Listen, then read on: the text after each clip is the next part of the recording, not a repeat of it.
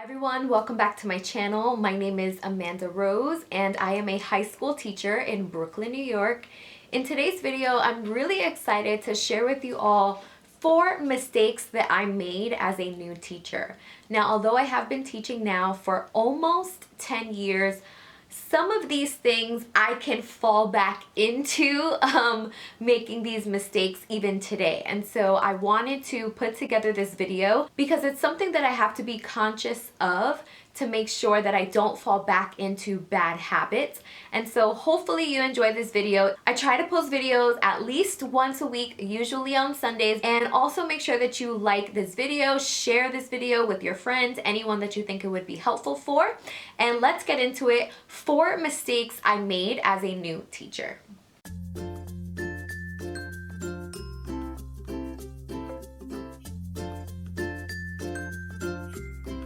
So the first mistake was that I planned my lessons day to day instead of trying to plan for the entire week.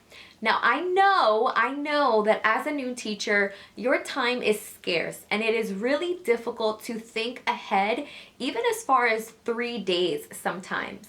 But please believe me when I tell you, planning your entire week, or at least having a general idea to what your week is going to look like, will alleviate a lot of stress, not just physically, but mentally, constantly trying to think of what the next day will look like. So I was really behind in content, and so I spent so much time learning the content, which it just comes with the territory.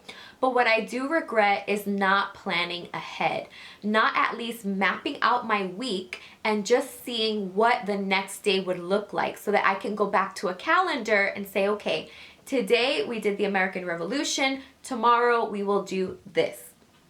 So unfortunately, when you plan day to day, you exhaust yourself daily because now every day, not only are you teaching and grading, but now you're also planning the next day's lesson versus trying to have the general outline already available.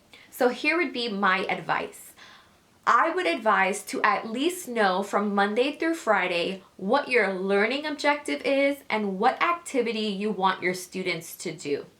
It would be ideal to at least create the activity, even if you have 2 to 3 days in advance. But for sure, for every single week, Monday through Friday, it would be ideal to have your learning objective for that day and the activity you want the students to do. I think although the PowerPoint may take a lot of time, often that's just you taking information and putting it into a PowerPoint.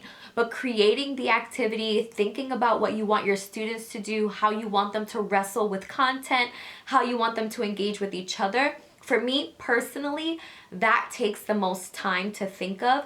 And so I like to have that out of the way because that is the assignment or the part of my lesson plans that will stress me out the most. The second mistake I made was I had a lack of organization.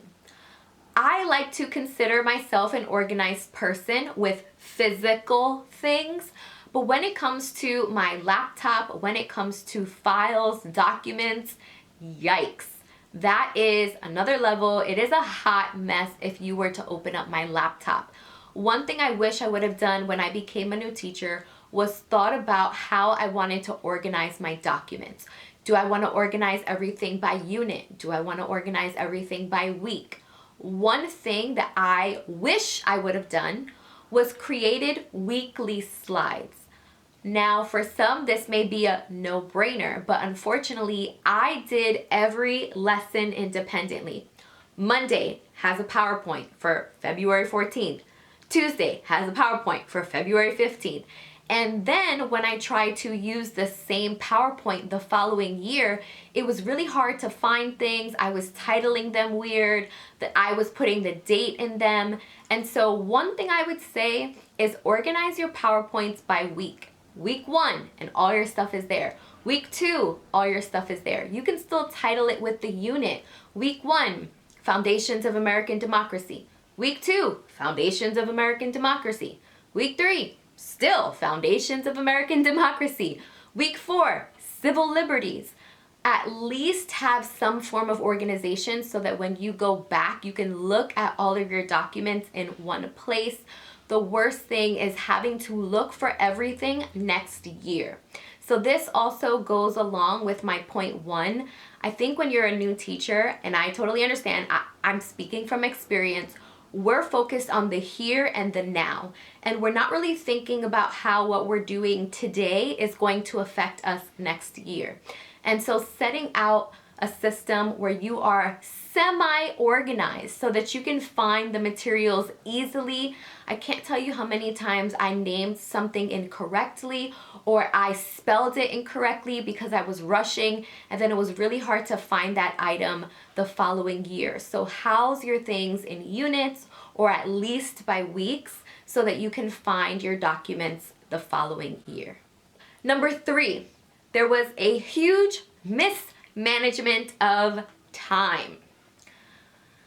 It feels like there's never enough time in the day. As a new teacher who was also in grad school and was also dating and prepping for a wedding, I was overwhelmed, to say the least. And so again, this does not come from a place where I'm like, you should be doing all this.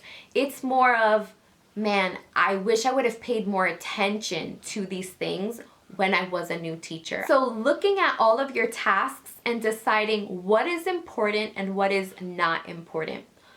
This is going to go back to priorities 101.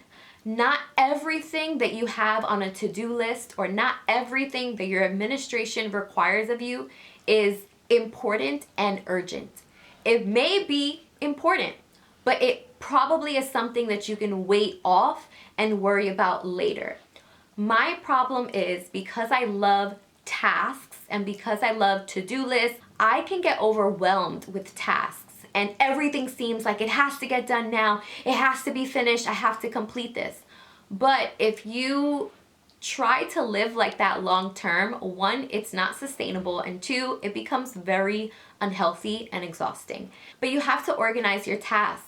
What is important and urgent? What is important but not urgent? Is there something that I can worry about next week? I don't have to worry about that today. Your lesson planning, in my opinion, would be important and urgent, right? Especially if you have to think about what you're doing tomorrow. But if your administration is saying, hey, something is due next week, put it off to the side. It's okay to wait until the weekend, or it's okay to wait until next week, but not everything that you have to do will be important and urgent.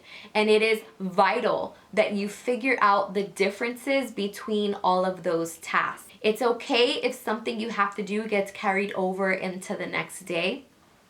And the reason why I'm saying this is because if you're constantly living in an important and urgent category with everything you have to do, and then your job is also telling you, hey, this is important and urgent, and then you think about the things outside of work for your own personal life that you're putting into important and urgent, that will just lead to stress, and ultimately stress will make you sick, you guys. People get sick from stressing, and so you want to, as best as possible, try to live a balanced life. That will always be the difficulty, right? How do you do a work life and a personal life balance? We're all trying to figure it out, and I don't know if anyone has the perfect recipe. We all have advice and things that we can provide that have helped us, but I'm assuming that most of us are trying to figure that out. And what I have learned is prioritizing my tasks for work and also outside of work have really changed the game for me. And so learning how to manage your time will be extremely important. And then the last mistake I made was striving for perfection. Again, it's probably just a part of my personality, but also as a new teacher, you want to prove that you're doing well, and you want to prove that you belong there, and you want your students to like you, and you want them to learn, obviously. But we know perfection quickly can become our enemy, which means we end up becoming our own worst enemy in teaching.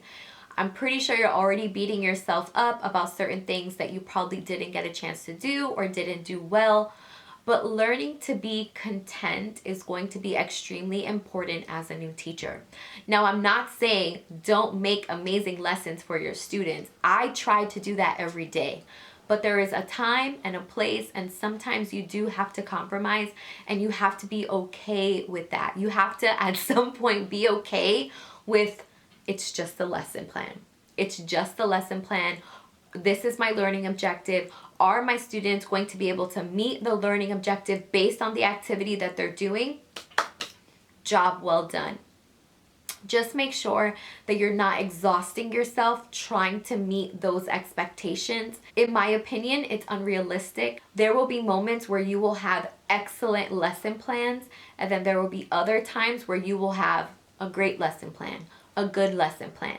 And it's okay to know that that variety will happen. Setting the bar so high for yourself, I've learned the hard way, becomes exhausting. Sleepless nights, up at 2 in the morning, trying to think of the best example or the best activity ever, when in actuality I should have went on Teachers Pay Teachers and probably found something that I could have used and just tweaked it for my students. So you have to know when it is okay to just be content with what you currently have. You have to learn when to close the laptop and say, okay, this is enough, and it will be great for that lesson. The thing with teaching is there will always be something to improve. We are constantly critiqued about how to improve our lessons, and so there will always be something at some point that could be tweaked to be better. And so it's just knowing, hey, my lesson plans are always going to be assessed and analyzed. I'm going to be observed by administration. There's always going to be something. Learn to be content. If your students are learning, if you are satisfied with the activity, they're meeting the learning objective, then I believe that you are good to go. So that's it, everyone. I hope that you found this video helpful. Of course, there are a lot more mistakes that I made as a new teacher, but I do believe that these are the 4 that will help you and improve your experience as a first-year teacher if you apply the opposite effect of all of these mistakes. So I hope to see you guys soon in the next video. Don't forget to like, don't forget to subscribe, and I will see you all next time.